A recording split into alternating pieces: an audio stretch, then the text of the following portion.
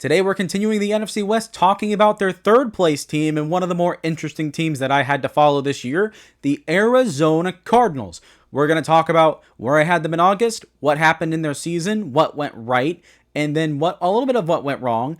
And then we're going to cap off talking about what now? What can the Cardinals do to get better? But before we begin officially, all right, and welcome in, everybody. Hope you're having a fantastic, fantabulous, awesome freaking day.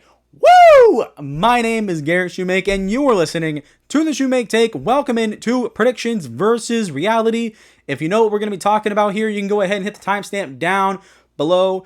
But before we get right into it, make sure to hit the like button and subscribe. That would help the channel out tremendously and continuing to help me grow my football platform and my talking about football platform to more and more people on the internet. I'm really excited for this show, man. I don't know why, but I'm more particularly really excited for this show. Maybe because of the Cardinals, the team we're going to talk about. So without further ado, let's just hop right into it, right? So where did I have the Arizona Cardinals in August? Well, I projected the Arizona Cardinals to go 5-12. I had them going in 5-12 because the roster had plenty of solid but not elite veterans, and also a lot of unproven young players. The Cardinals had a big draft. They had like 10 or 11 players they picked in the 2024 NFL draft, so they had a huge infusion of youth in this class. So there was a lot there, and looking back in retrospect at the 8-9 record that they actually went, it was probably the stealing of this team, quite honestly, because of what I said. A lot of young, really, really young players and a lot of good veterans, but not great veterans, if that makes sense, that are super high-level contributors. And then also, there was another one of those teams where there was going to be too many wins to go around, so they was going to be left out there. And my concern going into the year, which was on the defensive side of the ball, which did not have elite playmakers, and the offensive weapons were not great. On defense, there's not a lot of notable players there. I mean, yeah, you do have what's his face, Buda Baker. You have Kaiser White. Is Kaiser White on the Cardinals? Is he? Give me 1 second. Yeah, I was right. Yeah, Kaiser White is on there. Obviously, Marvin Harrison Jr. on the offense. Trey McBride, Zaven Collins, LJ Collier. So there is some good players on this defense, but there's not a lot of elite playmakers. And then, of course, I mentioned on the offensive side, all they really had was Marvin Harrison Jr., Trey McBride, James Conner's good, and then Michael Wilson, who was okay this year, but not great. So I expected them to be a somewhat competitive team, but there just was too many holes in this roster with too many good teams above them for me to consider them going any more than 5 wins. But that being said, I kind of mentioned this a minute ago, they went 8-9. That is what happened with their season. Their offense finished 11th, which is quite the surprise given the lack of playmakers around them. But at the same time, this offense was really bad without Kyler Murray, and having Kyler Murray back healthy really, really helped them out. So that's probably a big contributor as to why they got that boost. And also, Trey McBride emerged as a top-tier tight end. Marvin Harrison Jr. had a solid rookie year. I mentioned Michael Wilson. He was fine, right? So they were able to get decent production out of their top-tier playmakers. And then certain lower-end guys, they were able to get at least decent production out of them as well. And then their defense, where I was worried about, they ranked 21st. This was a unit starting out, was pretty darn bad, one of the worst defenses in the NFL. And they did slightly improve as the year went on. Right, you can see kind of like the younger players coming in. You can see the veterans kind of, just being solid players, not being liabilities. So there was plenty to like. Despite the fact that this team finished 8-9 and their defense started off very, very rough.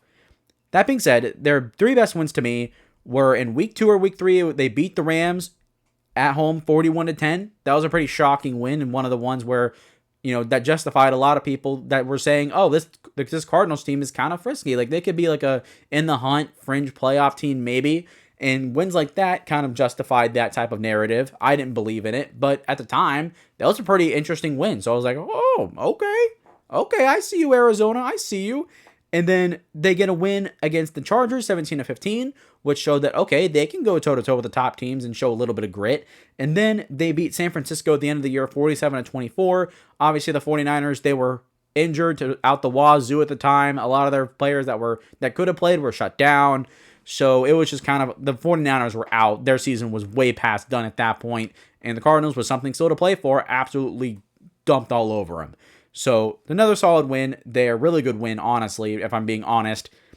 And then that's kind of how their season went. It started, a little rough, right? Some couple good wins, couple really bad losses. And then about the midway, when we hit like the 2/3 point of the season, so around like week 11, week 12-ish, right? The Arizona Cardinals were 6-4. And they actually had first place in the NFC West, which is pretty interesting. And a lot of those people that were high on the Cardinals going into this year, they were feeling themselves. And I get it. This team, at that point in time, I remember talking about it at the time, I was like, wow, the Arizona Cardinals are up here. The question is, can they stay up here? They ultimately didn't. They only held the position for like a week. But that being said, they showed that they could get there. They could get to that point and really compete in the division. So that was a good thing to see. They ultimately fell off.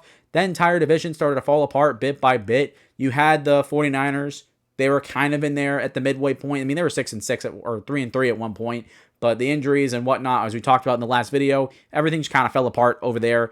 And then Arizona was like in first place, and they were the next team to fall. And then the Seattle Seahawks were there, who we're going to talk about here at the next video. They fell off, and then ultimately the Rams finished off on top. So it was a very interesting division, a lot more competitive than I expected it to be, if I'm being honest. And the Arizona Cardinals belong in that department. They had first place at one point, and while they fell off, they showed that they can compete and they can get there.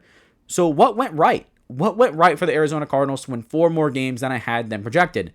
Well, the first one, of course, was Trey McBride. The man emerged as a top 5 tight end this year. Absolutely phenomenal. Of course, he wish we could have seen him score more touchdowns. He only scored 2 on the year, and his first one was like week 14 or week 13, something like that, near the end of the year. So it's like, okay, well, that sucks. He's the Julio Jones of tight ends. Remember, that's kind of the thing that Julio Jones always gets knocked on for, is that he never caught touchdowns. Well, who cares? He man was a playmaker on the field regardless.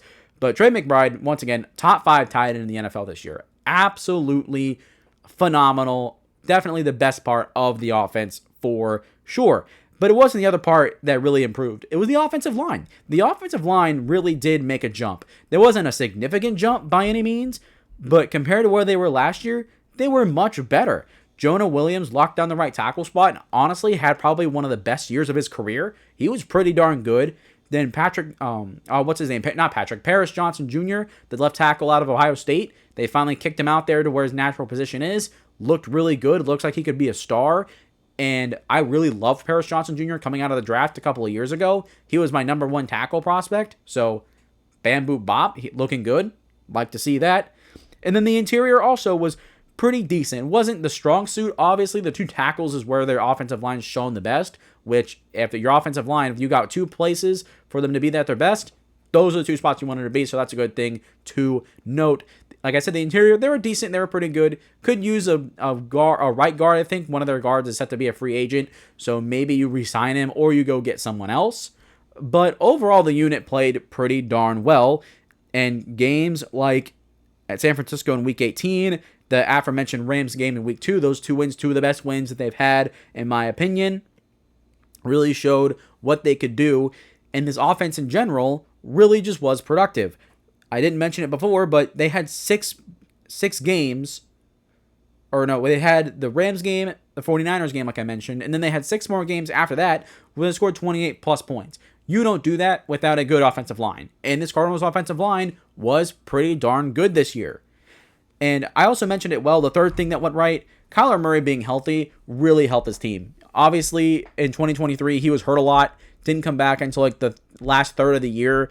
So having him back and healthy for a full year showed that this offense can be something and that Kyler Murray is a decent quarterback. I know he's got a lot of mixed reviews right now because of where he's at in his stage of his career, because they paid him a lot of money to be the franchise guy and really hasn't delivered. The team hasn't been great, and they went into another rebuild.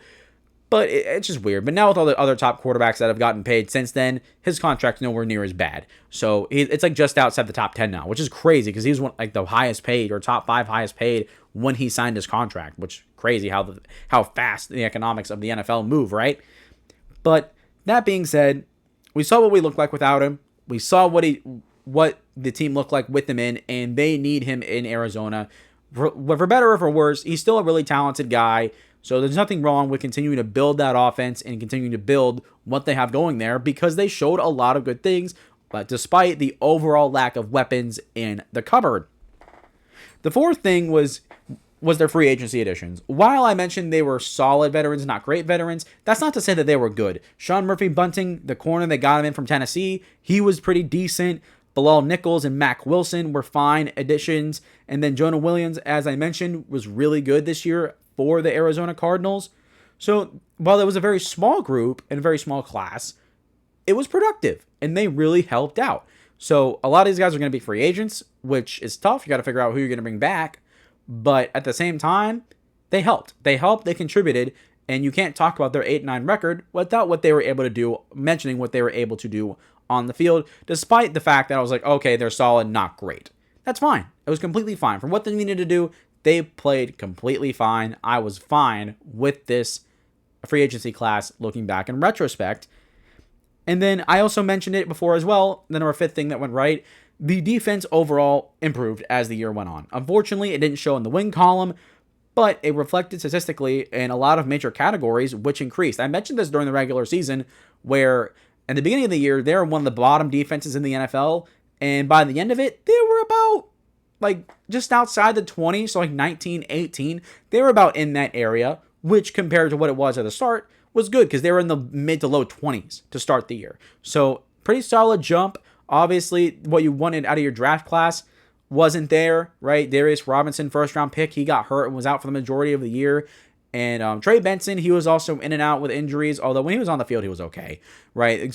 But James Conner, he obviously had to take the lead role again, was great again, one of the best years of his career. And then a couple other guys, they had so many draft picks. I can't right now, for some reason, reference at least most of our draft picks. All I remember is Darius Robinson and Marvin Harrison Jr., of course. There's someone else in there that I'm missing. I know there's someone else notable that I'm missing. I just can't remember them. I'm sorry. But while their draft class didn't contribute as much as I thought it probably should have, drafting so many players, at the same time, they all have some decent talent on them, and not insane talent, right? Guys like Marvin Harrison Jr. and Darius Robinson, of course.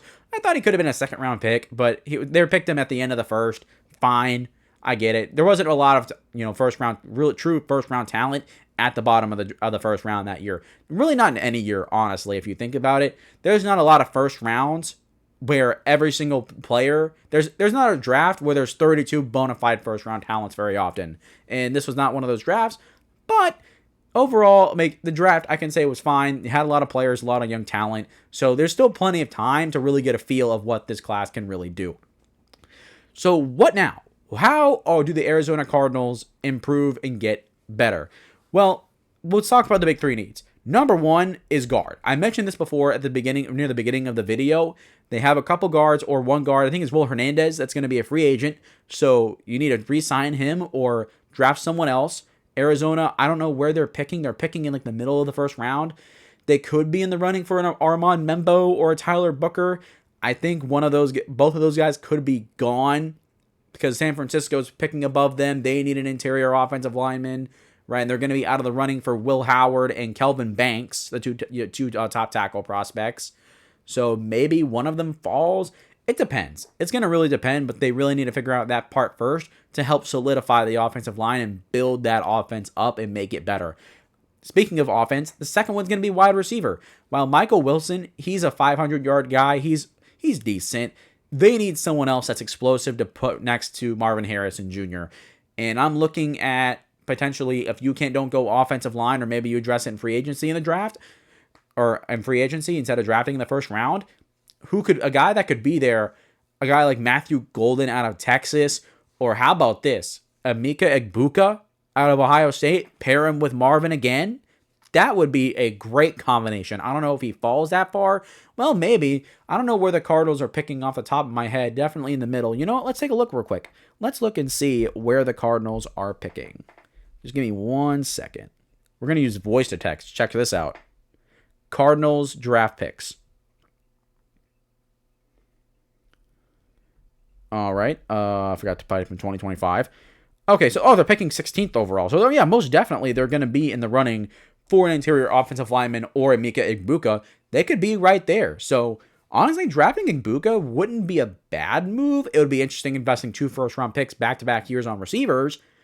But, hey, one guy's an outside guy and one's an explosive slot guy. So maybe that's a move they make. It would be risky, but I could see it, right? Because the Ohio State connection, both guys have played with each other for years at the school. Another explosive playmaker that they need on offense. And also, you're investing on your better side of the ball, which helps. They invested a lot in their defense in last year's draft, so maybe you go more offense in this one. But the third big need is edge rusher. Edge rusher is honestly a bigger need than I thought it would be for a lot of NFL teams, but it goes to show that, premium elite pass rushers don't come around very often. There's not very many of them. So it's a guy that, or edge, a guy. What am I talking about? This is why I don't like belch on the show and try and keep talking or something. Like, you just can't keep going. Your mind just gets completely sidetracked. But anyways, back to the edge rusher. They did not get a lot of production from their edge rusher group. It was honestly pretty mid, if I'm being honest, at best. So drafting a guy in there could really help. First round, maybe you go in the first round, but I think this is something where maybe you sign like a Josh Sweat, right, the edge rusher in Philly, or you draft another like veteran guy. There's a couple guys that are in there that I'm thinking about. I can't remember their names. But the free agency class at edge is okay. A lot of veteran guys. Maybe you bring in one to help you out and bring some solid production. Maybe you give money to Josh Sweat. Maybe you draft one. I would probably draft one on day 2. Potentially. It depends. Maybe day 3 and get a veteran free agent. Because you do have Darius Robinson, who's a first-round pick. So you don't want to invest too much high-end capital there because of the Darius Robinson pick. But maybe you sign a veteran, a high-quality veteran, bring him in and help boost that group. Maybe you sign Josh Sweat. And with a healthy Darius Robinson, maybe you have a very sneakily good edge duo.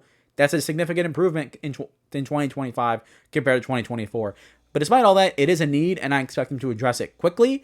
So we will see what they do in free agency and ultimately the draft as well. The thing was with the Arizona Cardinals, let's wrap this up here. The Arizona Cardinals, while 8-9 was a significant improvement from where they were a year ago, there was not that many wins where both sides of the ball shine together. I talk about this a lot, especially I talked about it a bunch with the New York Jets this year. Jesus Christ.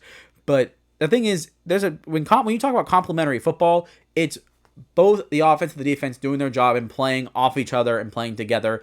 And also, if one side isn't maybe doing their job, per se, for a drive or two, the other side will pick up the slack a little bit and help them out and help their teammates out. That's what playing complementary football is all about. That's what that means. And the Arizona Cardinals did not do a lot of that. It was either the defense was playing out of their minds, like in the Chargers game, and the offense simply was just not doing enough, or you get games like the Buffalo Bills game in week 1, where the Arizona Cardinals have to get into a shootout with the Bills because their defense simply can't hold up, right? So they really were up and down, back and forth, which kind of reflected their 8-9 record. Win, loss, almost at 500. And the fact that they didn't play together on offense and defense very much kind of reflected that.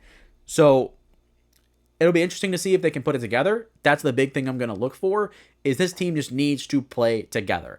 You can add on a good free agency, add on a good draft, but it's not going to change if that philosophy doesn't get better. If that type of dynamic doesn't improve. Because if it doesn't, the Cardinals are going to be in the exact same spot again. And that's not where you want to be. But that being said, I think the NFC West is going to be a better division next year overall. So they're going to need to step up a little bit, at least a little bit, if they intend to stay where they are and improve. So for the Arizona Cardinals, if they want to remain competitive, they got to nail free agency. They got to nail the draft, right? With these 3 big needs, they got to address them. And they just got to play together. They got to play together and learn how to do that and not be so uncomplimentary and wishy-washy. Because that's what led to a lot of their losses this year. That has to be cleaned up. And with the 49ers expecting a bounce back, and the Rams and expecting to stay where they are to be a playoff team, and the Seahawks expecting to make a jump into being that playoff contender type of team, Arizona's right there running with them. They just need to be able to be together and just take that next step forward, or else they're going to be in that same spot. But enough repeating myself. That is going to do it for me today, guys. Thank you so much for watching. If you made it to the end of the video, please make sure to hit the like button and the subscribe button. It helps the channel out tremendously in helping me grow this platform and spread my football passion to more and more people. Also, make sure to let me know your thoughts in the comments down below. Where do you want the Cardinals to spend their money in free agency? Who do you want them to draft in the first round? Do you want Armand Membo, Tyler Burker, Emeka Egbuka, Matthew Golden, right, if you want a receiver? Or do you want to draft another edge rusher in the first round? I'm sure there's people that kind of want that and bolster that group as well. And ultimately, where do you think they're going to end up next year? Please let me know. It's never too early to make way too early predictions. But also, one more thing, make sure you share the video, whether it's by word of mouth or social media. Get everybody locked in and locked on to the Shumake podcast is awesome because I come out with great content for you guys every single week. We're going to wrap up the NFC West here with the Seahawks and the Rams, which those videos, by the time you're watching this one, should be out. So go ahead and check that out immediately after this one or save it to your watch later if you want to do that as well. But for now, that will do it for me today. Hope to see you guys soon. Well, I will see you guys soon, actually. Well, yeah, I got 2 videos dropping right after this. So if you want to go check them out, again, go check them out. Awesome stuff. Until then, I will see you guys next time.